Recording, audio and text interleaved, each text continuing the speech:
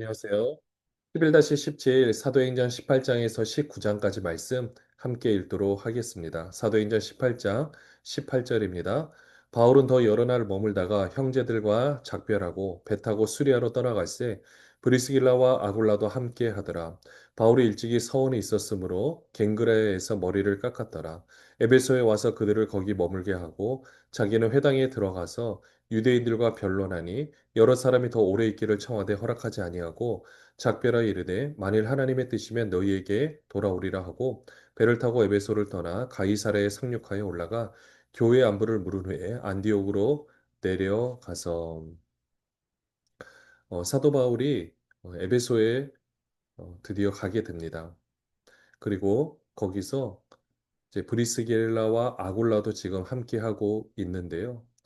거기서 더 머물고 싶었지만 우선은 해야 될 일이 있습니다. 이것은 3차 선교 여행 때 이제 에베소를 이제 가게 되는데요. 그 전에 한번 그 상황들을 살펴보고 거기에 브리스길라와 아굴라를 먼저 내려놓고 22절에 보시면 가이사랴에 상륙하여 올라가 교회 안부 예루살렘 교회를 말하고 있죠. 선교 보고를 하러 간 겁니다.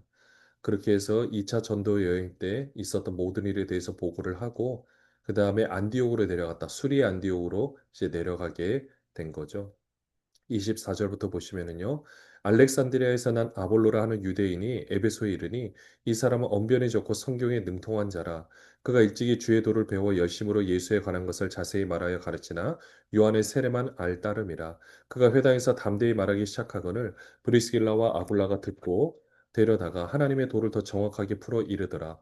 아볼로가 아가야로 건너가고자 하므로 형제들이 그를 격려하며 제자들에게 편지를 써 영접하라 하였더니 그가 감에 은혜로 말미암아 믿은 자들에게 많은 유익을 주니 이는 성경으로서 예수는 그리스도라고 증언하여 공중 앞에서 힘있게 유대인의 말을 이김이러라. 알렉산드리아 출신, 당시 교육 도시의 출신이었던 아볼로라는 사람이 있었는데요. 이 사람은 언변도 좋고 성경에 능통한 사람이었습니다. 이 사람도 요한의 세례까지 구약에서 요한의 세례까지 접목할 수 있을 정도로 실력도 대단히 뛰어난 사람인데요. 아직 성령 세례에 대해서 이제 알지 못하고 있는 거죠.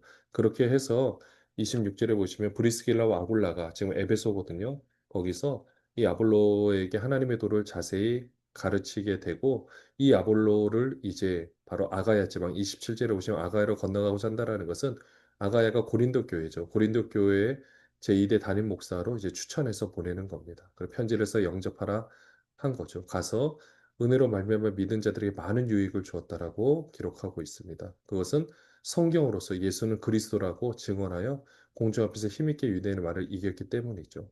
19장 1절 앞에 보시면 아볼로가 고린도에 있을 때에 그래 18장 23절 가시면 얼마 있다가 떠나 갈라디아와 부르기아 땅을 차례로 다니며 모든 제자를 굳건하게 하리라.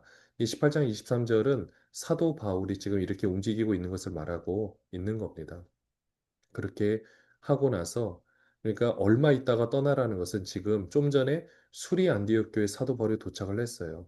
예루살렘 교회에서 선교 보고를 하고 수리 안디옥 교회에 도착한 다음에 얼마 있다가라는 것은 이제 3차 선교 여행을 떠나는 딱 분기점이거든요. 얼마 있다가 떠나.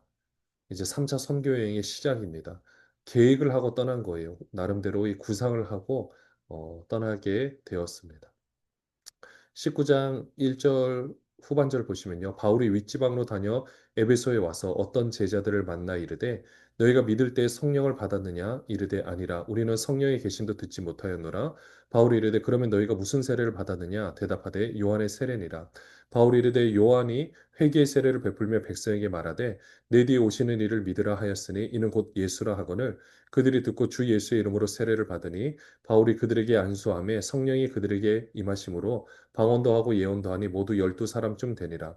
바울이 회당에 들어가 석 달 동안 담대히 하나님 나라에 관하여 강론하며 권면하되 어떤 사람들은 마음이 굳어 순종하지 않고 무리 앞에서 이 도를 비방하거늘 바울이 그들을 떠나 제자들을 따로 세우고 두란노 서원에서 날마다 강론하니라. 두 해 동안 이같이 하니 아시아에 사는 자는 유대인이나 헬라인이나 다 주의 말씀을 듣더라.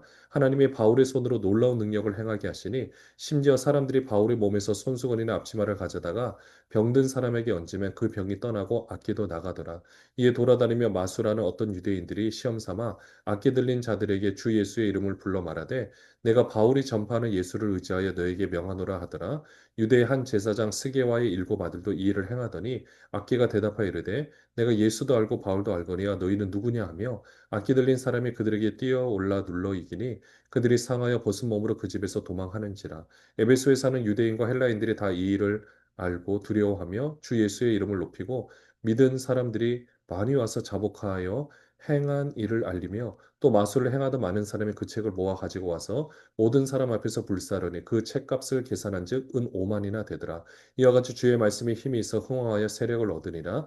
이 일이 있은 후에 바울이 마게도냐와 아가야를 거쳐 예루살렘에 가기로 작정하여 이르되 내가 거기 갔다가 후에 로마도 보아야 하리라 하고 자기를 돕는 사람 중에서 디모데와 에라스도 두 사람을 마게도냐로 보내고 자기는 아시아에 얼마 동안 더 있으니라.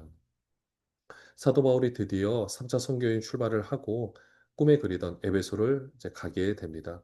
좀 전에 에베소의 브리스길라와 아굴라를 남겨두고 가이사랴로 가서 예루살렘에서 선교 보고를 하고요. 구상을 한 다음에 지금 다시 이제 에베소에 가게 된 거죠. 에베소에 가서 어떤 제자들을 만나는데 성령이 너희가 성령을 받았느냐? 모른대요. 성령에 대해서. 그러면은 요한의 세례만 받았다는 것을 이제 알게 돼서요. 요한이 바로 말한 사람이 바로 예수 그리스도고 이제 예수 그리스도께서 성령으로 이제 함께 해 주신다. 성령 세례에 대해서 말씀을 해 줍니다. 그렇게 하고 7절에 그런 제자가 12사람쯤 되고요. 8절에 회당에 들어가서 석 달 동안 담대히 하나님 나라의 강론을 하게 되는데요. 이제 믿기도 하지만 이제 비방을 하게 되니까 결국 이제 제자들을 따로 세우고 두란노 사원에 가서 날마다 강론을 합니다. 두 해 동안 했다라고 기록하고 있어요. 거기서 보시면 이 사도 바울이 여기서 복음을 전하는 것이 바로 하나님께서 함께 하시는 일이라는 것을 어떻게 증거로 나타내 주셨느냐? 바로 11절에 보시면 바울의 손으로 놀라운 능력을 행하게 하시는 거죠. 이 능력을 통해서 바울이 말하는 것이 다 진짜다라는 것을 증명해 주고 있습니다. 12절을 보시면 손수건이나 앞치마라고 했는데 이걸 통해서 우리가 한번 유추해 볼 수 있는 것은 사도 바울이 여기서 나름대로 그 자비량으로 일을 하면서 복음을 전했다는 것을 알 수가 있습니다. 손수건은 땀을 닦는 용도고요. 앞치마는 당시 작업을 하는 용도인데 여기가 에베소가 항구 도시다 보니까 어떻게 보면은 일용직 같이 그 많은 물고기들을 이렇게 상차하고 뭐 하차하고 이런 일이라든지 다양한 일을 했을 것으로 추정할 수가 있습니다. 그런데 얼마나 열심히 그 일을 하면서 복음을 전했는지 앞치마나 손수건이나 그냥 병든 사람에게 얹으면 그 병이 떠나고 악기도 떠나가는 놀라운 역사가 있는 거죠. 이것은 그 손수건이나 그 자체의 능력이 있는 겁니까? 아니죠. 사도 바울이 최선을 다해서 일을 하고 열심으로 섬기는 그 귀한 모습을 하나님께서 인정하셨다라는 증거겠죠. 몇몇 유대인들은 이것을 따라하는 사람들이 있었습니다. 예수의 이름으로 귀신을 쫓아내려고. 그래서 어떤 유대인들 14절에 보시면 제사장 스게와의 일곱 아들도 이 일을 행하니까 악기가 대답하는 거예요. 내가 예수도 알고 바울도 아는데 너는 도대체 누구냐? 그래가지고 괜히 악기가 그 몸에 이제 그들을 뛰어 올라서 눌러 이겼다라고 기록하고 있거든요. 그러니까 이걸 보고 사람들이 두려워하면서 주 예수의 이름을 높이는 거죠. 또 많은 사람에서 자복하면서 행한 일을 알게 하는데요. 그래서 마술을 행하던 모든 사람들이 책을 가지고 와서 다 불살랐는데 은 5만이나 되었다라고 합니다. 근데 우리나라 지금 현재 돈으로 환산을 한다면 정확하게 환산하기는 어렵지만은 대략적으로 한 50억에서 60억 정도 되는 돈이라고 하는데요. 금의 가치를 떠나서 마술 도시가 온전히 복음으로 바뀌어졌다라는 거죠. 이게 정말 중요한 거죠. 또 3차 선교 여행을 계획을 알 수 있는 게 21절에 보시면 바울이 마게도냐와 아가야를 거쳐 예루살렘에 가기로 작정하여 내가 거기 갔다가 후에 로마도 보아야 하리라. 바로 그 처음에 개척했던 이제 2차 선교회 때 마게도냐 그리고 아가야 개척했던 그 교회들을 거쳐서 이제 헌금을 거두었다가 그 헌금을 가지고 예루살렘에 갔다가 나중에는 이제 로마도 가게 될 것이다. 이 선교 계획 가운데 있었던 겁니다. 헌금을 전달하고 로마까지 가고 로마의 후원을 받아서 나중에 스페인까지 서바나까지 가려고 하는 계획이 있었죠. 그러다 보니 자기를 돕는 사람 중에서 디모데와 에라스도 두 사람을 먼저 마게도냐로 보내고 자기는 아시아면 에베소거든요. 얼마 동안 더 있어서 사역을 감당하는 것을 보게 됩니다. 사도 바울이 선교 여행을 했던 것은 다 계획 가운데 있었고요. 그 계획 가운데 하나님의 놀라운 섭리로 사도 바울이 계획을 했지만 하나님께서 인도하시며 또 하나님께서 인도하셨지만 사도 바울의 계획으로 이 모든 것이 이루어지는 것을 봅니다.